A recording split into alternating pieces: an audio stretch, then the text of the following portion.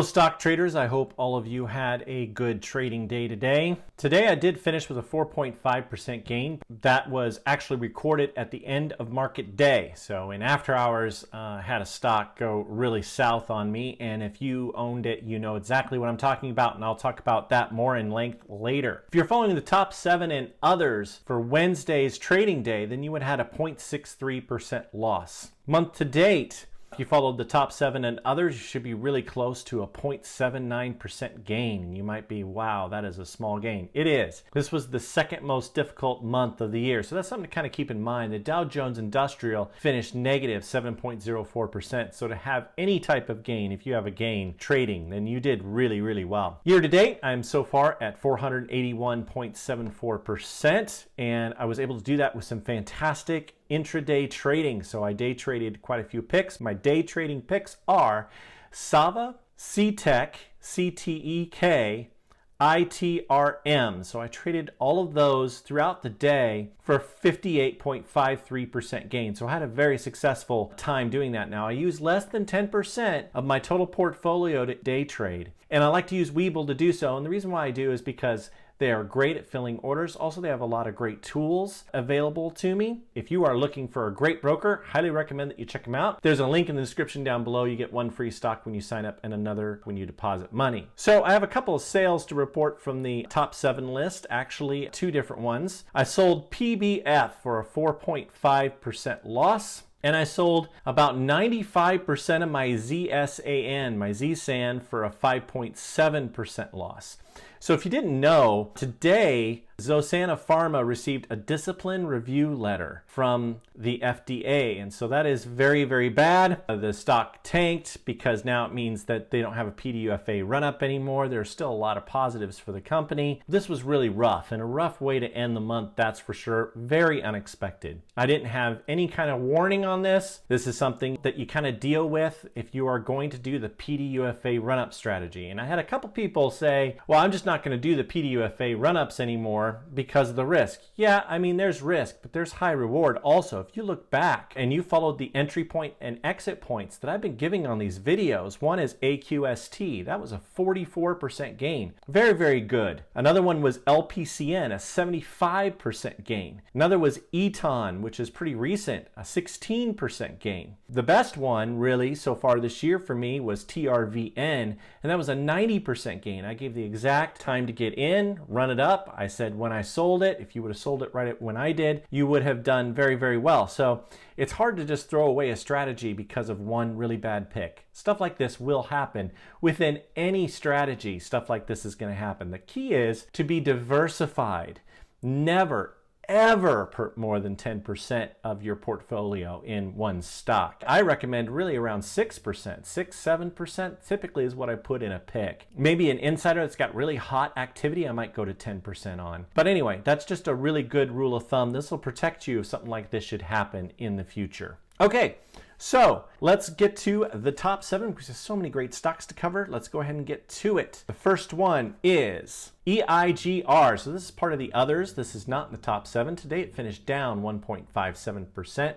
My average in it is $9.54, and this has a November 20th PDUFA date, and it's a priority review PDUFA date, which is very good. Analysts have put a target on this stock at $27.67, and it has had recent insider activity. So I like EIGR for a lot of different reasons. They did just recently have a drop because of something that they were working on, but you know, overall, I think this is going to be a great, powerful run-up once it gets to be time. The next is Kala Pharmaceuticals, KALA. Today it finished down 5.42%. My average in it's $8.81, and they have a PDUFA date of October 30th. And it's for Elsuvis, which is a dry eye disease drug. Analysts have a target on this of $20.80. So this is one just on the back burner. Now, with the climate that's going on right now, I don't recommend putting a lot of your portfolio in these run-ups, but they are good to have. I would focus more on insider activity, because that is going to give you short-term gains in a market like this. Next that's not in the top 7 is SPPI. Today it finished down 2.39%. My average in it's $4 and a penny, and it has an October 24th PDUFA date. This is Spectrum Pharma, and it's for Rolantis, which is a chemotherapy drug,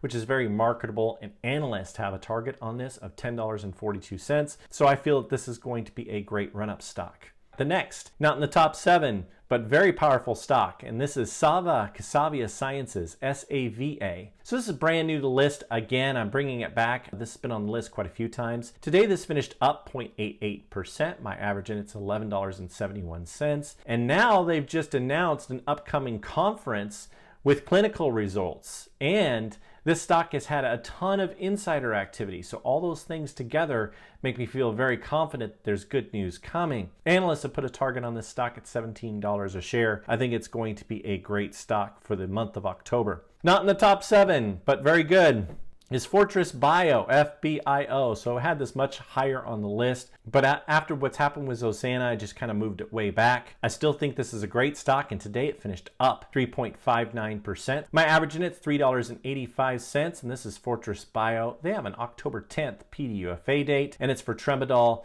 It's for post-operative pain, so I think this is going to be a great run-up also. Very important drug. All right, now for the top 7.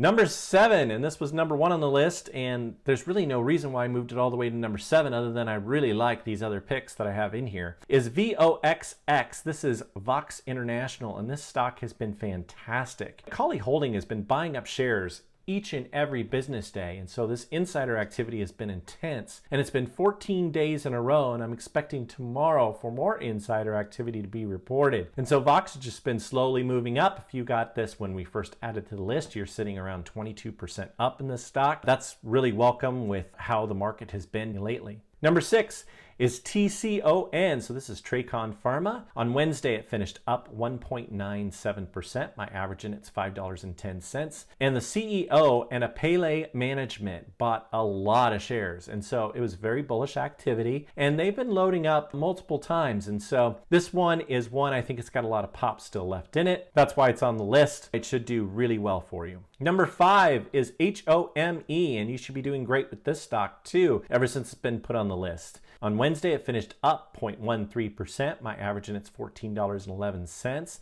And the CEO purchased at $14.31, and a director purchased just earlier. And so there's been lots of insider activity on HOME. And so At Home has been a really good stock, and hopefully you're doing well with it as I am. All right, number 4 is UEPS. And so on Wednesday, finished up 0.30%. My average in it's $3.38. And Value Capital Partners and Anthony Hall bought a lot of shares, and so that makes me very bullish on this. And tonight, little added bonus, tonight there was more insider activity, so that kind of resets the clock on this as far as how I like to play it. I think this is going to be a great stock for a while, and I'm very excited about how it's going to do in the coming days. Number 3 is DEI. On Wednesday, this finished up 0.72%. This is brand new to the list. My average in this is $25.56. And Jordan Kaplan, the CEO, bought $1 million worth of shares in open market. We have this great group. It's our Patreon group, and there are tons of great picks, and also you get the analysis from me right when I make it. Right after it happens, analyze the stock, take a look at it, take a quick look at the purchase, making sure it's open market, and go through my checklist, and then I recommend it and send out a notification in our Patreon. If you want something like that and you want to know about these picks first, I highly recommend that you check it out. For the small amount that it costs, you'll easily make that up with just one good insider trade. We also have our standard level where we do lots of intraday trading, and my day trade picks have been doing especially well lately, and so I think it's something definitely worth checking out. Please look at it in the description down below. I think you'll be glad that you did, and I'd love to see you there. All right, number 2.